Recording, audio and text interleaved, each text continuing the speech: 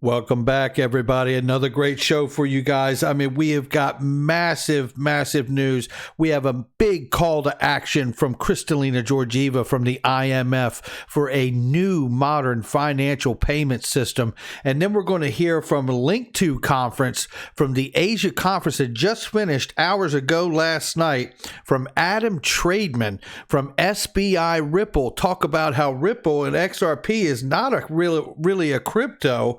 And the idea that we are in the early days of the internet, and he's got that special feeling again. Let's go ahead and roll that beautiful intro. Here we go. This is Digital Perspectives with Brad Kimes. Subscribe for new content notifications. Now, here's Brad Kimes. Come on in. Welcome back to the show, everybody. You can follow me on Twitter at Backup Bradley above at the top of the screen and everything that we're talking about here today. Something big is afoot. You can't convince me otherwise with all the information we have been looking at over the last several weeks, and now it just gets even better. Let's start right here. SEC Commissioner Hester Peirce on a Bitcoin ETF and more. Clarity is coming to crypto very soon. This is from Mr. Paid Attention. Thank you so much. And Hester Peirce has really been an advocate for crypto in the SEC division, and she is optimistic for 2021 because she is acknowledging that the SEC as an entity has been much too slow and ambiguous in their approach when it comes to cryptocurrencies. Now, why is crypto so important? Why is crypto coming on so heavy lately, right? Why is that happening? Why did we get the move in the market the way that we did? Well, I'll tell you what, I know co-host on this show, Cryptopolis, says you better keep an eye on the U.S. dollar index, the dollar Dixie. That's exactly right.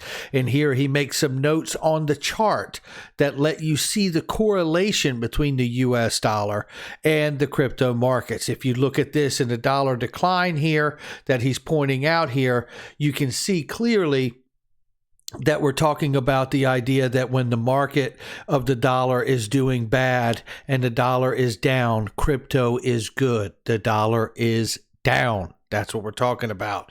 So at the end of the day here, there is a huge correlation between the U.S. dollar strength and the crypto markets. And I might go another step further to add myself that it doesn't just stop there, right? Especially in regards to XRP and the nature of its actual intended use, a bridge currency. Currently, right now, the bridge currency of the world is the global reserve status of the US dollar. That is the closest thing we have to a bridge currency. It is expensive.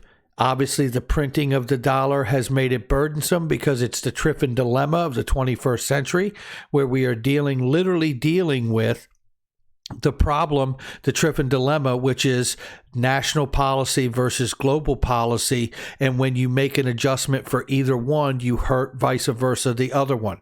That's the bottom line, and that's why a sovereign national fiat currency has reached a peak of trouble and a point of inflection here, as we heard Ray Dalio say this morning's video as well. There is a currency issue, a global reserve currency issue, and there has been a monetary war for many years now. And in just a second, you're going to hear someone else say that too. And let's go here because this is a call to action. This is from Canaman XRP and the Cryptic Poet. Shout out to both of you for this. And this is quick 2 minutes, and it's actually sped up a little bit, which is quite nice actually, because Kristalina Georgieva has quite a strong accent, and it makes it a little easier to move through this. And I'm sure that I have quite a strong accent to her too. So no offense there. All right, so let's go ahead and listen to this call to action. Then I want to take you inside of this conference that just happened hours ago in Link 2 in the Asian region, where we hear Adam Trademan from SBI Ripple break down to you what's coming. And it's pretty exciting. Let's take a listen to this right here. Accessible, that are seamlessly integrated in our digital lives. And finally, payment innovations can change the international monetary system, the ways in which we transact across borders, access foreign assets, exchange currencies, and price goods. And of course... Did you hear what she just said? exchange assets, price goods, the whole, all of it. She's saying to you, this is one of the best call to actions I've ever heard in my life. And you won't believe what she says at the end. Of course, central bank money, traditionally notes, coins, reserves, remains essential. The ability of our Thai artisan to convert the digital money she receives into local currency on demand is a key metric of stability. Central bank money allows one provider to pay another. With this foundation, each fintech company can offer and evolve its own services. Interoperability gives wings to innovation and diversity in payments. How interoperability inside of payments? Could central bank money evolve in the digital age? As new payment providers emerge, will they too have access to central bank money? Will a digital version of notes and coins be introduced? Many countries are considering just that possibility. While the form of central bank money may change, its function should not. As the form of central bank money may change. Oh, it's changing. There's no may about it. It should still anchor the stability of other forms of money while enabling their evolution and diversity. And just as money crosses borders, so too must our regulatory efforts. International cooperation, including to facilitate international payments and manage spillover effects. Will our artisan be able to send money across borders as easily as we send text messages? Or will she have to pay 7% average fees as do today's 800 million people who depend on remittances? Oh no, she'll be able to send it, and she'll be able to send it using XRP and the XRP ledger. But sending money is more involved than sending texts. It will require technology standards between digital monies, mutual regulatory and legal treatments, and ID systems that are trusted across borders. Like the ISO 2022 standards, maybe? That SWIFT just said that they're integrated and they're with, and the DLT, that proof of concept that they just did.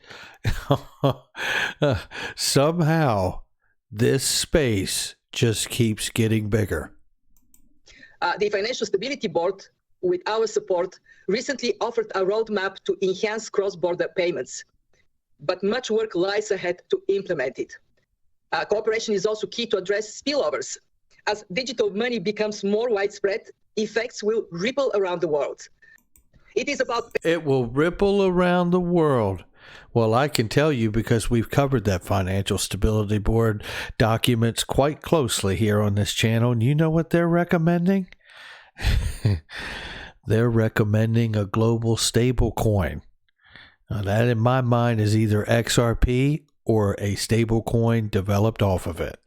Now, let's go ahead and move to the next thing here, which is, this is a diagram that I thought was nice from XRP, and I wanted to show this, is that this is a level playing field right here, settlement under 4 seconds and a penny, and it basically shows exactly what Kristalina Georgieva just described, and I just wanted to show that illustration there because it's exactly what Kristalina just described in her document. What a call to action that was from the international level at the IMF.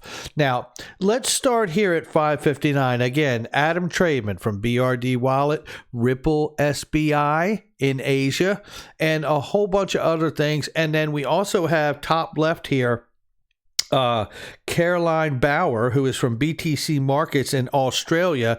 And BTC Markets in Australia, if you don't know or forgotten, is a Ripple ODL partner. Wait till you hear this first exchange right here.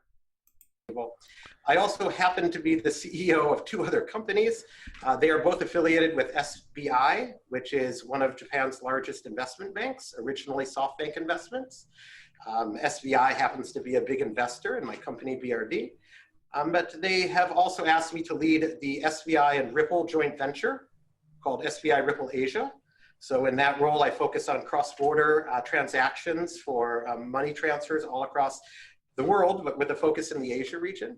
And then I also happen to run SBI's mining electronics business, which is responsible for designing, building, manufacturing, and deploying cryptocurrency miners focused on Bitcoin and Bitcoin Cash. So I've kind of got a span, or a cross section, if you will, of the market from all the way at the consumer side, all the way down the supply chain, back to where the Bitcoin is created from the miners. So happy to be here today and appreciate the opportunity.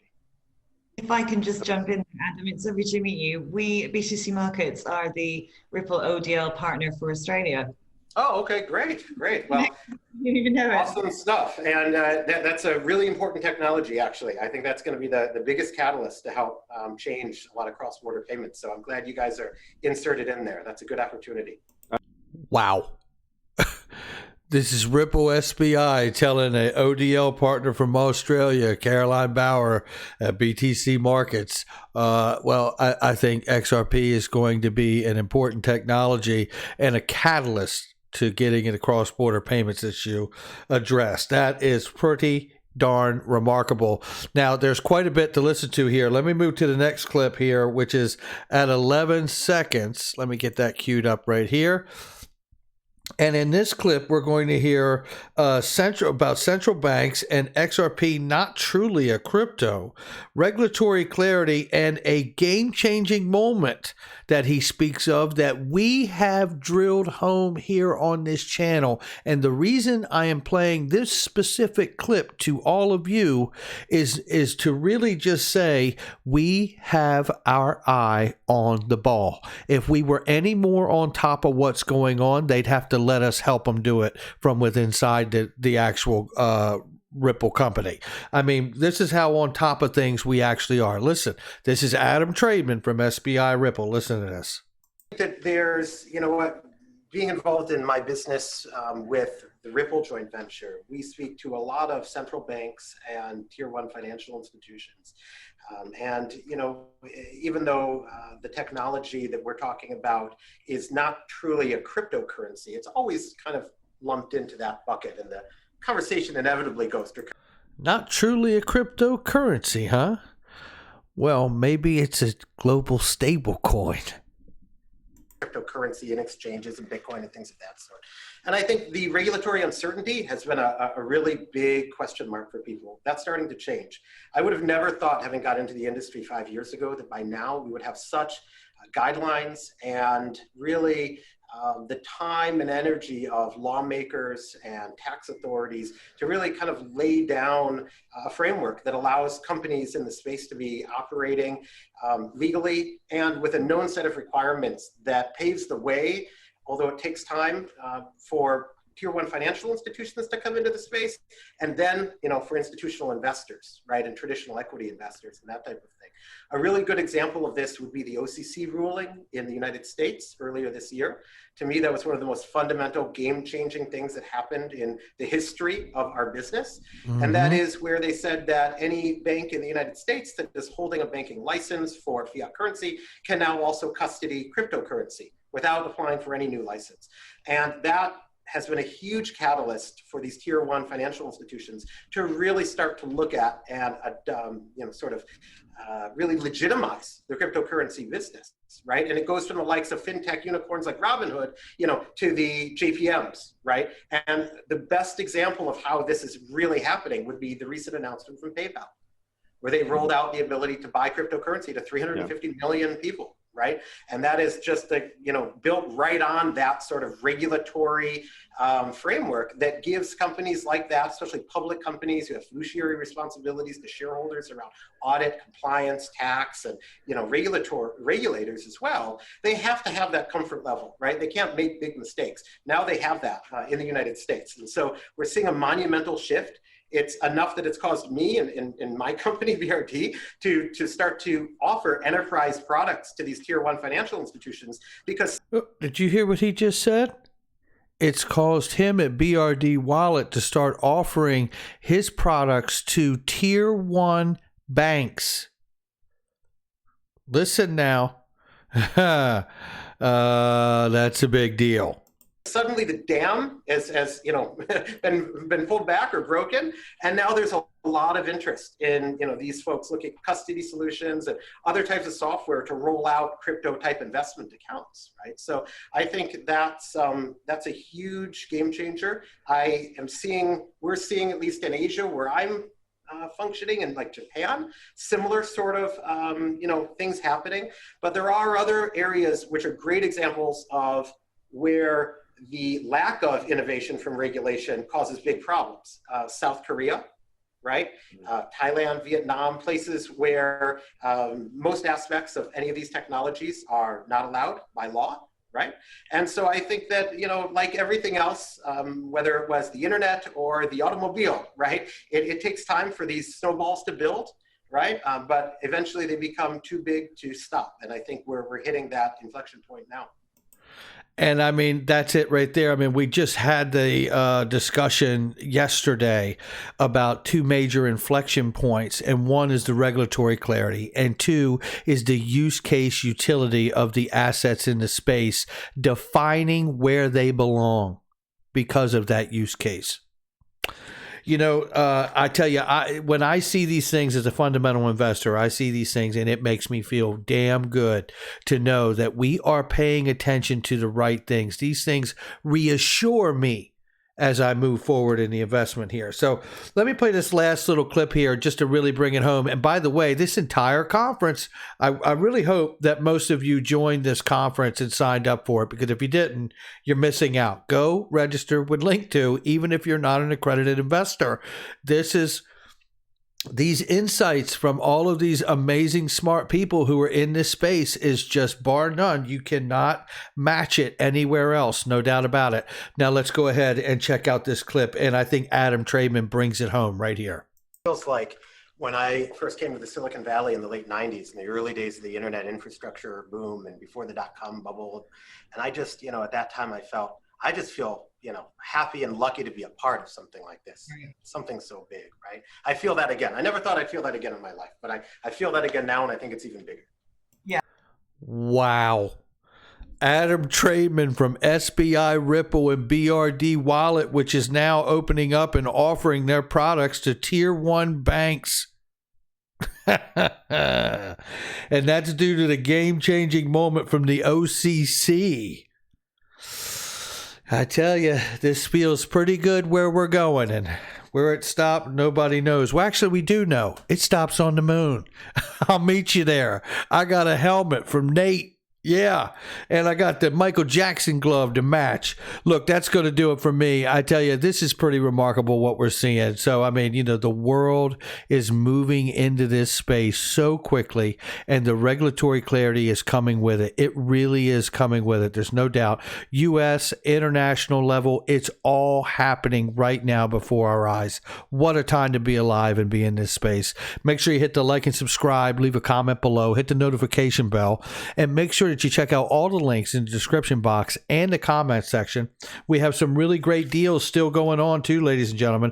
$25 giveaway for free crypto when you buy a Nano X with the link in my description and comment section, and 80% off of a Pure VPN, 1 month free for iTrust Capital. I'm telling you, ladies and gentlemen, there's some good stuff in there. So if there's anything you want or need, make sure you check those links first. I'll catch all of you on the next one.